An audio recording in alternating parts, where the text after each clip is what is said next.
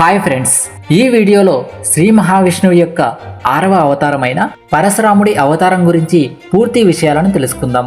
ధర్మం క్షీణించినప్పుడల్లా, దుష్టులు అధికంగా పెరిగినప్పుడల్లా భగవంతుడు అవతరిస్తాడు. త్రేతాయుగంలో క్షత్రియుల అహంకారం, దుర్మార్గం భూలోకాన్ని నిండా కమ్మేసింది. క్షత్రియులు తమ బలాన్ని అహంకారంగా మార్చుకొని ప్రజలను, ముఖ్యంగా బ్రాహ్మణులను అణచివేయడం మొదలుపెట్టారు. భూమాత భరించలేక భగవంతుని వద్దకు వెళ్ళి క్షత్రియుల గర్వాన్ని తగ్గించండి, ప్రజలను రక్షించండి అని ప్రార్థించింది. ఈ సందర్భంలోనే శ్రీ మహావిష్ణువు తన 6వ అవతారంగా ఒక ఋషి కుటుంబంలో జన్మించాలని నిర్ణయించాడు. భృగు వంశానికి చెందిన మహర్షి జమదగ్ని మరియు ఆయన భార్య రేణుకకు 5గురు కుమారులు పుట్టారు. వారిలో చిన్నవాడు రాముడు. చిన్నప్పటి నుంచే రాముడు తపస్సులో, క్రమశిక్షణలో, ఆయుధ విద్యలో విశేష ప్రతిభ చూపించాడు. భగవంతుడు ఆయనకు ఒక దివ్య పరశు అంటే గొడ్డలిని ఆయుధంగా ఇచ్చాడు. అందుకే ఆయన పేరు పరశురాముడు అని ప్రసిద్ధి చెందింది. జమదగ్ని మహర్షికి తపస్సు ఫలితంగా కామధేనువు అనే దివ్య గోవు లభించింది. ఆ గోవు ఏదైనా కావాలంటే వెంటనే ఇస్తుంది.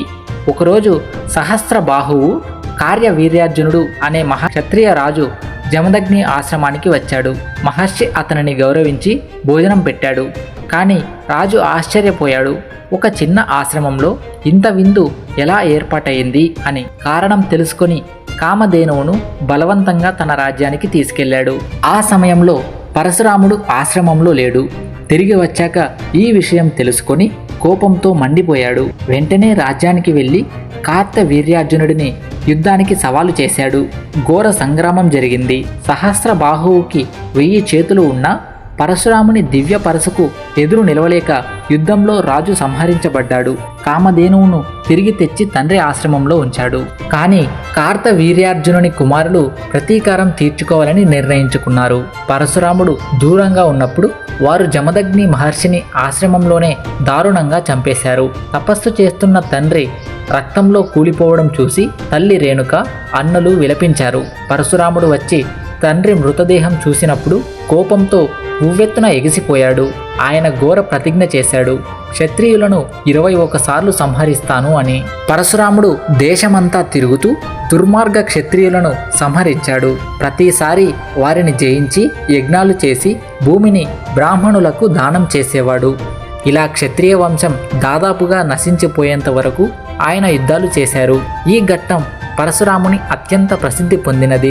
త్రేతాయుగంలోనే శ్రీరాముడు జన్మించాడు. సీతా స్వయంవరంలో శివధనస్సును విరిచిన తర్వాత పరశురాముడు అక్కడికి వచ్చాడు. ఈ శివధనస్సును ఎవరు విరిచారు అని కోపంతో ప్రశ్నించాడు. శ్రీరాముడు వినయంగా ప్రత్యుత్తరమిచ్చి తన ధనస్సును చూపించాడు. వెంటనే పరశురాముడు గ్రహించాడు, ఇవే మహావిష్ణువు అవతారాలు అని. నా అవతారం పూర్తయింది, నీ అవతారం ప్రారంభమవుతోంది అని. పరశురాముడు తన ఆయుధాలను శ్రీరామునికి అప్పగించి మహేంద్రగిరి పర్వతానికి వెళ్లి తపస్సు కొనసాగించాడు. పురాణాల ప్రకారం పరశురాముడు చిరంజీవి, కలియుగం వరకు భూమిపై జీవిస్తారని చెబుతారు. భవిష్యత్తులో కల్కి అవతారానికి ఆయుధ విద్యను బోధించబోతారని విశ్వాసం కూడా ఉంది. పరశురాముని మరొక విశేషం ఏమిటంటే కేరళ రాష్ట్రం పుట్టుకకు ఆయన కారణమని ఒక పురాణ గాథ ఉంది. ఆయన తన పరశును సముద్రంలో విసరగా సముద్రం వెనక్కి వెళ్ళి కొంత భూమి బయటపడిందని అంటారు. అందుకే కేరళలో పరశురాముడిని ప్రత్యేకంగా పూజిస్తారు. పరశురాముడు ఒక బ్రాహ్మణుడు అయినప్పటికీ క్షత్రియ శౌర్యానికి ప్రతీకగా నిలిచాడు. తల్లిదండ్రుల పట్ల భక్తి, కఠిన తపస్సు, ఆయుధ విద్యలో ప్రతిభ, ధర్మరక్షణలో ఆయన చూపిన దృఢ నిశ్చయం ఆయనను అపూర్వ మహనీయుడిగా నిలబెట్టాయి. ఈ అవతారం మనకు నేర్పే పాఠం ఏమిటంటే దుర్మార్గుల అణచివేత పెరిగితే భగవంతుడు తప్పక ప్రత్యక్షమవుతాడు. శక్తి ఉన్నవాడు ధర్మాన్ని కాపాడాలి, అహంకారానికి లొంగరాదు. పరశురామ అవతారం భూమిని ధర్మపథంలో నిలిపిన శక్తివంతమైన అవతారం. పరశురాముడు తన తల్లిని ఎందుకు చంపాడు ఇప్పుడు తెలుసుకుందాం. ఒకరోజు జరిగిన సంఘటన వల్ల పరశురాముడు తల్లిని చంపాల్సిన పరిస్థితి వచ్చింది. ఒకరోజు రేణుక అమ్మ గంగలో నీళ్లు తేవడానికి వెళ్ళింది. అక్కడ ఓ గంధర్వుడు తన రాణులతో కలిసి ఆడుకుంటూ కనిపించాడు. ఆ గంధర్వుడి వైపు రేణుక కాసేపు చూసింది. అంతే, ఆమె మనస్సు కొద్దిసేపు ఏకాగ్రత కోల్పోయింది. ఆ సమయంలో జమదగ్ని మహర్షి తన తపస్సుతో అన్నిటినీ గమనించాడు. ఆయనకి కోపం వచ్చింది. ఆయన అనుకున్నారు, నా భార్య మనస్సు నాకే అంకితం కావాలి, కానీ కాసేపు దారి తప్పింది అని.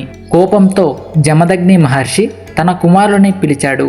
ఆయన చెప్పాడు, మీ తల్లిని ఇప్పుడు శిక్షించాలి, మీరే ఆమెను చంపాలి అని. మొదట పెద్ద కొడుకులు ఈ పని చేయలేకపోయారు. వారు తల్లిని చంపడానికి నిరాకరించారు.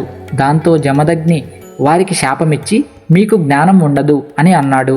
తరువాత పరశురాముడిని పిలిచి తల్లిని శిక్షించు అని చెప్పాడు. పరశురాముడు తండ్రి మాటలను ధర్మంగా భావించి వెంటనే తన కత్తితో తల్లిని వధించాడు. జమదగ్ని మహర్షి పరశురాముడి ధర్మపరాయణత చూసి సంతోషించి, కొడుకా, నీకు ఏ వరం కావాలో కోరుకో అన్నాడు. అప్పుడు పరశురాముడు, నా తల్లిని మళ్ళీ ప్రాణాలతో లేవాలి, నా అన్నలకు జ్ఞానం తిరిగి రావాలి అని కోరుకున్నాడు. జమదగ్ని మహర్షి యోగశక్తితో రేణుకకు మళ్ళీ జీవం ఇచ్చాడు. అన్నలకు కూడా జ్ఞానం ఇచ్చాడు. పరశురాముడు తల్లి పట్ల ద్వేషంతో కాదు, తండ్రి మాటలకు గౌరవంగా ఆమెను వధించాడు. చివరికి తల్లిని తిరిగి బ్రతికించాడు. ఈ కథ ధర్మం, తల్లిదండ్రుల ఆజ్ఞకు గౌరవం మరియు విష్ణువుని అవతారమైన పరశురాముని కర్తవ్య నిరత స్వభావాన్ని చూపుతుంది. ఫైనల్గా చెప్పొచ్చేది ఏంటంటే ఈ వీడియో ఇంతే గైస్. వీడియో నచ్చితే లైక్ చేయండి, మీ ఫ్రెండ్స్తో షేర్ చేయండి. ఇలాంటి మరిన్ని ఆసక్తికరమైన విషయాల కోసం మా ఛానల్ను సబ్స్క్రైబ్ చేయండి. పరశురాముని తల్లి పేరు ఏంటో కింద కామెంట్లో చెప్పండి. చూద్దాం ఎంతమంది కరెక్ట్గా ఆన్సర్ చేస్తారో. Thank you so much for watching. Have a nice day.